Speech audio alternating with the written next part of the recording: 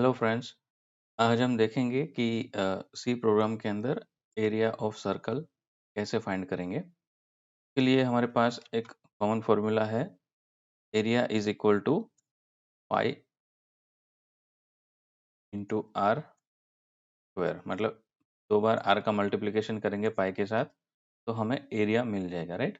तो इसके लिए हमें क्या चाहिए, एरिया कैलकुलेट करने के लिए पाई की वैल्यू जो कि हमारे पास ऑलरेडी है, कांस्टेंट है, और आर की वैल्यू चाहिए। आर जो है वो रेडियस है, राइट। तो हमें यूजर से इनपुट में सिर्फ रेडियस पूछना पड़ेगा। अब रही बात वेरिएबल्स की, तो कितने वेरिएबल्स की ज़रूरत पड़ेगी। तो पाई जो है वो कांस्टेंट है, इसलिए पाई को हम वेरिएबल नहीं लेंगे। पाई को ले सकते हैं बट क्योंकि वो कांस्टेंट है तो हम उसको कांस्टेंट डिक्लेयर करेंगे। रेडियस जो है वो हम यूज़र से लेंगे, उसको एक वेरिएबल के अंदर स्टोर करेंगे। और एक एरिया जो हमें कैलकुलेट करना है, वो एरिया जो कैलकुलेट होके आएगा उसको हम कहीं स्टोर करने के लिए एक वेरिएबल लेंगे, राइट। तो हमारे पास टोटल 2 वेरिएबल चाहिए, रेडियस के लिए, एरिया के लिए। अब दोनों का डेटा टाइप क्या है वो हम डिस्कस कर लेते हैं कि रेडियस जो है वो फ्लोटिंग पॉइंट में आ सकती है, राइट। क्योंकि 10.5 इस तरह से रेडियस हो सकती है, तो ये फ्लोटिंग पॉइंट रहेगा। और जो एरिया रहेगा, एरिया फ्लोटिंग पॉइंट के साथ मल्टीप्लिकेशन होकर कैलकुलेट हो रहा है, तो वो भी फ्लोटिंग पॉइंट में ही आएगा, राइट। तो 2 वेरिएबल है, दोनों फ्लोटिंग पॉइंट में है, उसमें से हमें रेडियस जो है वो इनपुट में यूज़र से माँगनी पड़ेगी। तो चलिए हम प्रोग्राम लिखते हैं। दोनों वेरिएबल फ्लोट है, तो हम फ्लोट वेरिएबल डिक्लेयर करते हैं। Float radius is equal to, मैं डिफ़ॉल्ट 0 से इनिशियलाइज़ कर रहा हूँ, देन एरिया, राइट। ये दोनों वेरिएबल हमने डिक्लेयर कर लिए। उसके बाद हमें रेडियस जो है वो यूज़र से हमें इनपुट में लेनी है, राइट। यूज़र से पूछना है, तो हम यूज़र को मैसेज दिखाएँगे कि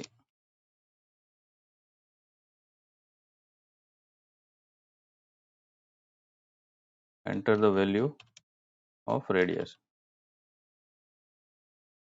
ये यूज़र मैसेज स्क्रीन पे यूज़र को दिखेगा तो वो एंटर करेगा रेडियस की वैल्यू, जो हम स्कैनफ की मदद से वेरिएबल के अंदर स्टोर कर देंगे। तो रेडियस के लिए हमने जो वेरिएबल लिया है उसका नाम है रेडियस, राइट। ये रेडियस वेरिएबल हम एम% वो रेडियस का नाम दे देंगे वेरिएबल का।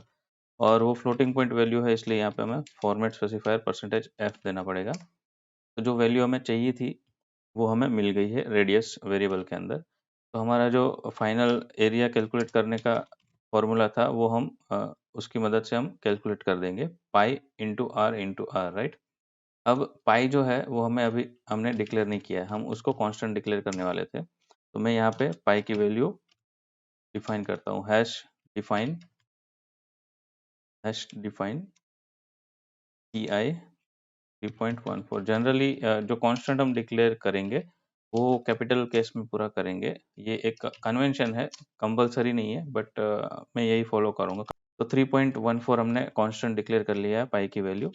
तो अभी मैं उसको पी आई करके यूज़ कर सकता हूँ। ये पाई की वैल्यू यहाँ पे रिप्लेस हो जाएगी और फिर 2 बार रेडियस।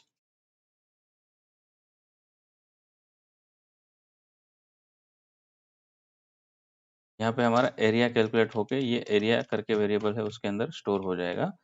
अब हमारे पास एरिया की वैल्यू आ गई है, तो हम प्रिंटफ की मदद से उसको प्रिंट करवा देंगे।